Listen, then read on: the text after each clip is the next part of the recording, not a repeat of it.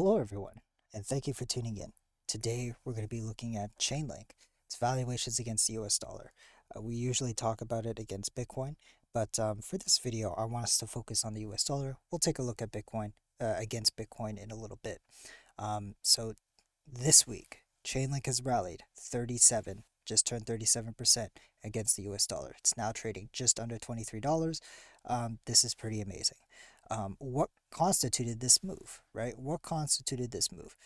Um, well, we first want to take a look at the 50-week moving average, right? The 50-week moving average has shown to be some key support levels for Chainlink, much like the 20-week moving average. And although we did go below it, okay, there was another instance where we did go below it, which is you could find here, right here. We didn't spend much time below it, but it turned out to be a very key buying opportunity for Chainlink. And this is kind of like what we're seeing here. What happens when Chainlink breaks above the 50-week moving average? Well, when we see that happen, the last time it did, it went up 721%. We can measure this one here. This went up 200%, and this bounce right here constituted a 566% move up. Now, I don't know if we're going to be able to hit these impressive numbers considering the position Bitcoin is in. Bitcoin is still below the 20-week moving average, and because of that, I wouldn't expect altcoins to necessarily make new all-time highs. Chainlink is an interesting case.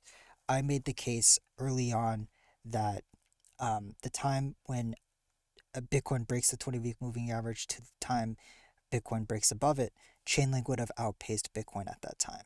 The number to beat is about here, 57,000 Satoshis. That's the level.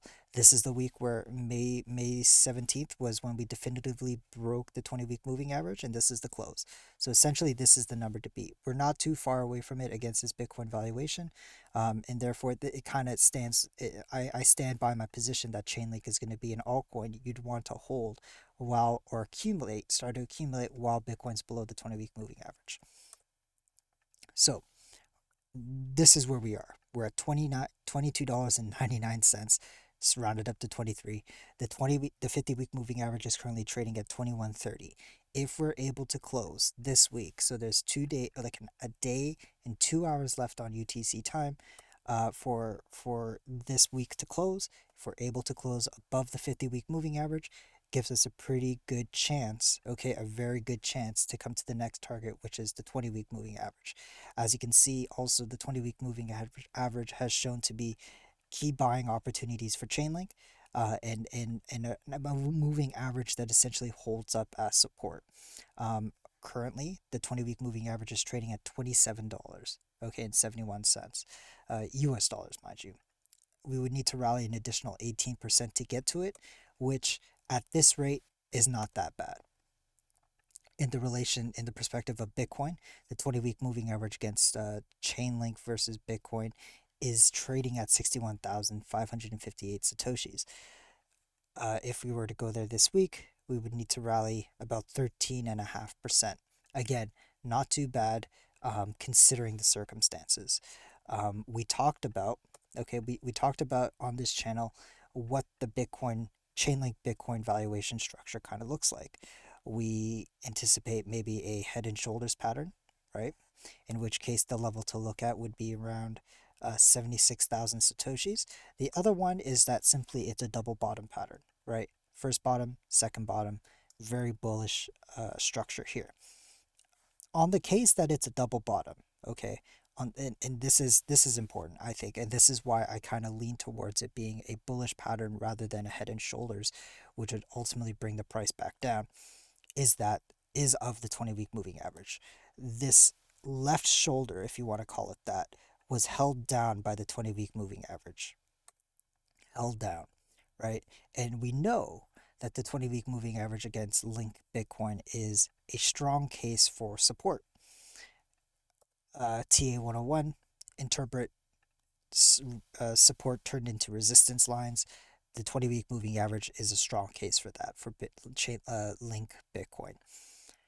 The 20-week moving average is at a lower level than it now than it was back in January.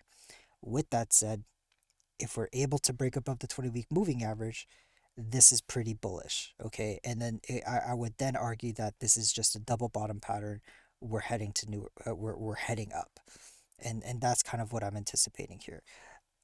Regardless, we'll keep an eye on this 77,000 Satoshi level to it and see because right now Chainlink's nowhere near it, right? Like Chainlink would need to rally like 38% against Bitcoin for us to get back to that level, and so right now it's not so much of a means of worrying about it right now.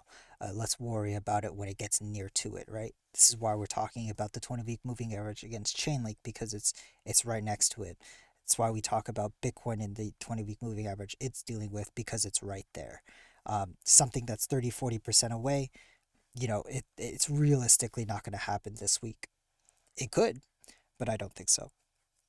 Anyway, things are looking very bullish with Chainlink. Again, we said, or I said, Chainlink has a very good chance of outpacing Bitcoin during this period of Bitcoin being below the 20-week moving average. I stand by that. I could be wrong. I referenced the charts. It only happened once before, but considering the capabilities of Chainlink, I'm pretty confident of that case. For you, it might be different, but for me, this is the reason why Chainlink is the third largest position in my portfolio. It's for a move like this to happen. It's when Bitcoin's below the 20-week moving average, all these factors. Now, mind you, Chainlink is an unusual case. I do not apply this to every single altcoin I hold. This only applies to Chainlink. Anyway, that's all for today, you guys. Thank you so much for watching. Take care. Bye bye.